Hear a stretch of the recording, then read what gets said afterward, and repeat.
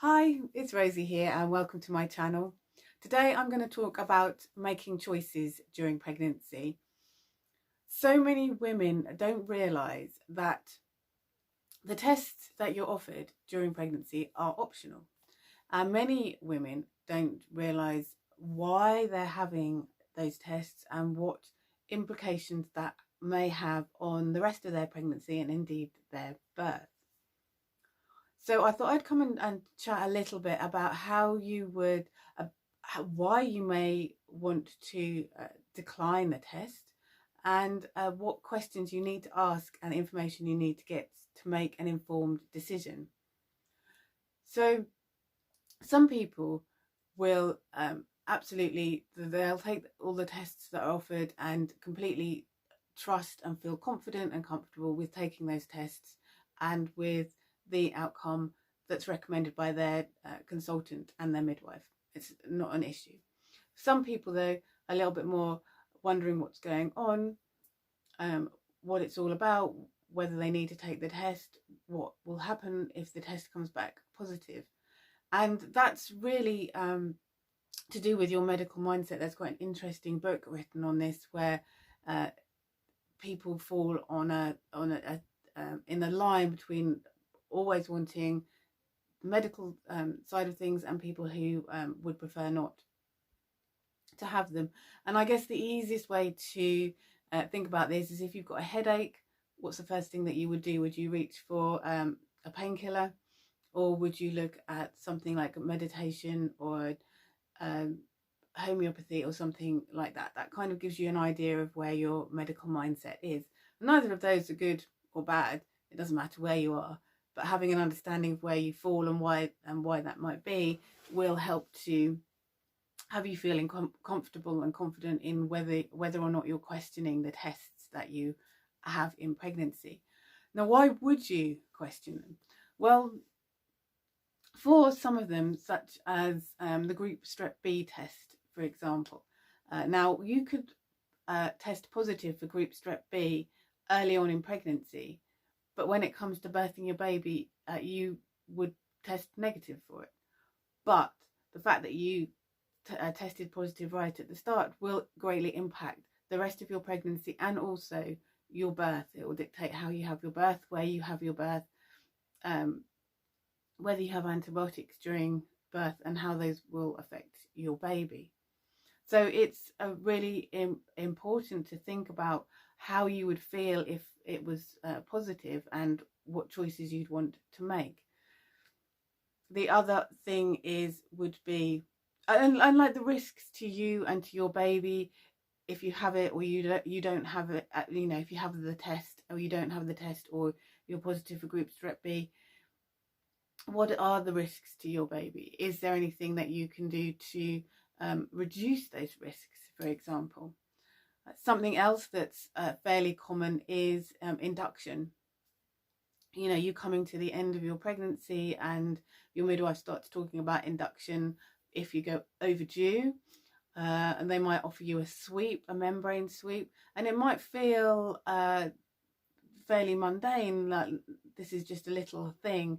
But actually, what does induction actually, what it is induction, what does it mean, and how can it affect your birth, your labour and your birth? And why would you, what starts labour off? Is it your body not being able to, or is there something else that causes labour to start? And many people are quite happy with their induction. But there are also that many people who didn't know what it would entail and didn't know the effects of induction and are unhappy with what's happened. If they'd been a little bit more informed, they say they would possibly have not chosen an induction. So my feeling is that everyone needs to be able to make an informed decision, and everyone needs the information to know the pros and the cons of the tests, if that's what they would like to know, if they are questioning. And they need to trust the information that they're given and think deeply inside about what and discuss with their partner, of course, and make the decision that they're truly comfortable and confident with. That will lead to a more positive pregnancy and a more positive birth when it comes to it, that you're not going down a road that you didn't realize was going to have a different ending to what you'd expected. So what questions can you ask, and where can you get relevant information? Quite often midwives are they're pretty time poor these days, and they're used to doing the tests, and they may not be up to date with relevant research, for example, or they may not have had time to look at new research. They may not have been questioned before, so they might not always have the answers. So it's important to know where to go to look for the answers, as well as knowing what questions to ask. So there are 6 questions, and I've done some studying and with Dr. Sarah Wickham, who is a midwife, a researcher, an author, and an educator. And she is fantastic. She is able to break down the research and explain it in a way that a layman would understand, and help to make the information more easily accessible, so you can make an informed decision. A lot of the times the information isn't a black or white answer. It leaves you very grey, and in a very grey area, and you have to really search your own heart and your own beliefs and opinions and thoughts on whether you choose one thing over another. And I think that's great. There's quite a lot of times when things within the birth world are not always evidence-based. They are down to the hospital protocol, or they're down to this is what we all have always done, and this is what we're going to carry on doing, which isn't always so helpful. So questioning and finding your own answers may not only help you have a better birth outcome, but they may help women down the line after you. If you've discussed with a midwife and come up with different answers, it may mean that she operates slightly differently afterwards as well, which is great. Everything can be changed. It's very much like the more baby and woman-centered cesareans that are happening these days, where they're much more gentle, they're much more inclusive of the mother being more involved in her birth, the baby birthing themselves. That all that has come out from questioning and thinking about rethinking what always happens. So these things have a really positive outcome. So Sarah Wickham has come up with 6 questions that people should ask if they're wanting to get some more information. So the first thing to ask is, what actually is the problem? What are you trying to prevent with the test? And we're thinking here about being pregnancy specifically. We can talk about birth later on, but let's just think about the pregnancy tests. What is the problem? What that you're trying to prevent, and how serious is it? Is the first one. The second one is the incidence. How likely is it to happen? Tested for something that is very, very rare, but it's easier to test everybody for the same thing. Vitamin K in this sentiment, in that what vitamin K is trying to prevent is incredibly rare, but very in some small instances very serious. But there are things that you can look out for. If you decline the vitamin K, there are things that you can look out for with your baby to make sure that you can immediately get them the medical care that they need. So for some people it might be, I'm really happy to have that vitamin K shot. For other people, they might be debating about the risks of vitamin K and questioning why are all babies born with lower levels of vitamin K than adults. But that's just an example of, with incidents, how some things are done completely. Everyone needs to have this but the risks and the incidences are tiny. The next thing is the effectiveness. How effective is the test or the prophylactic treatment going to be? Sometimes it's not as effective as they think it is. For example, let's have a look at ultrasounds. Ultrasounds are looking for, the first ultrasound is looking for the working out the due date of the baby. Now, sometimes if you know the due date of your baby, you might find that those dates are different. But they will always go with the ultrasound date. That could prove a problem if you think that your due date is later, and as it comes up to the due date, they're going to talk about more induction, and they might be thinking that you're 40 weeks when actually you're only 38 weeks. So do you need a dating scan if you are confident that you know when you were pregnant and you can work out yourself your due date? The second scan is to look for anomalies with the baby. So that's heart, lungs, genetic defects. But the problem is with those ultrasounds is sometimes they completely miss things.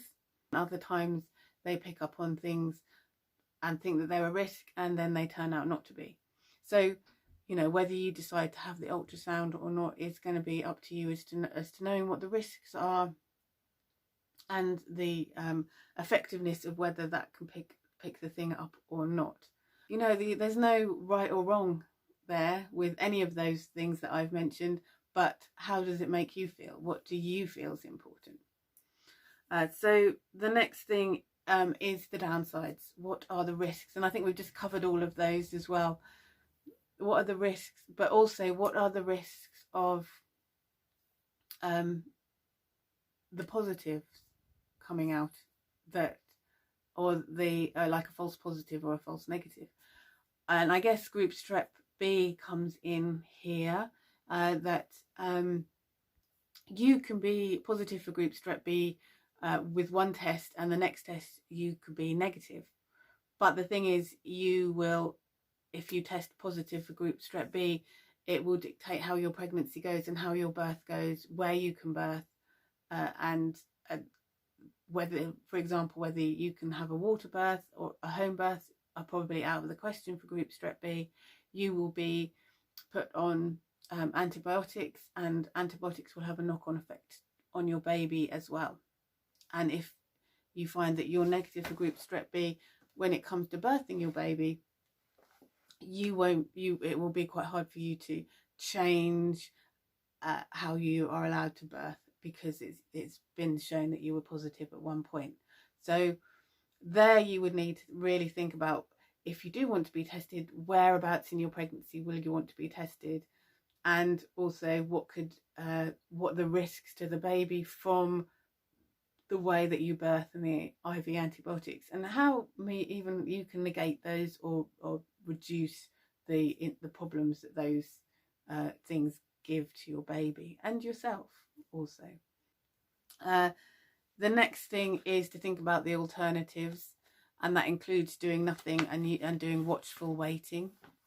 For ultrasound, you could have other tests, blood tests.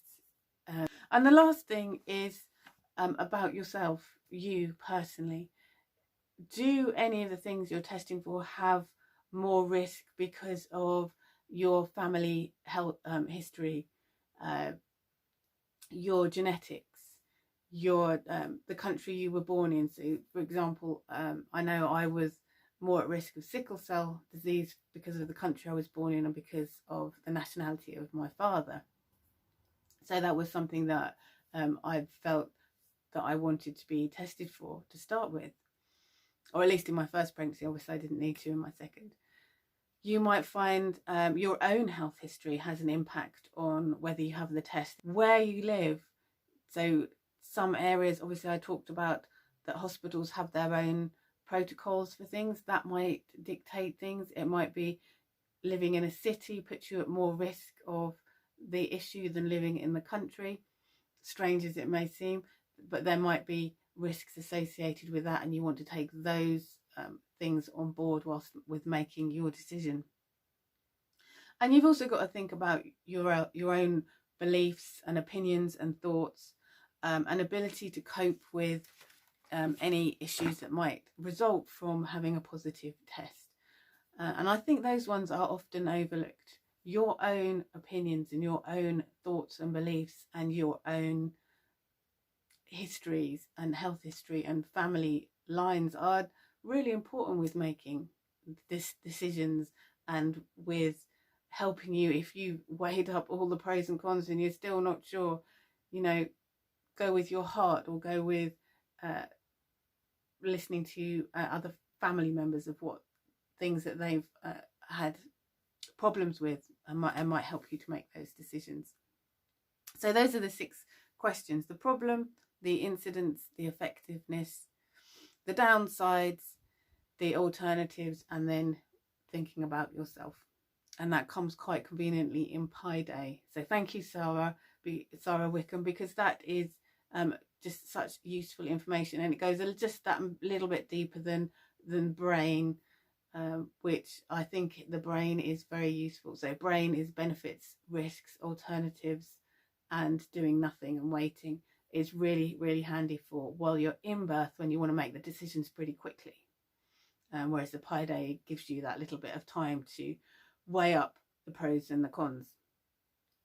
So I hope that's been useful for you, just thinking about your options and knowing that you do have options, and why you might want to think about whether you have a test and what the tests are for, and whether they're going to be useful to you or not.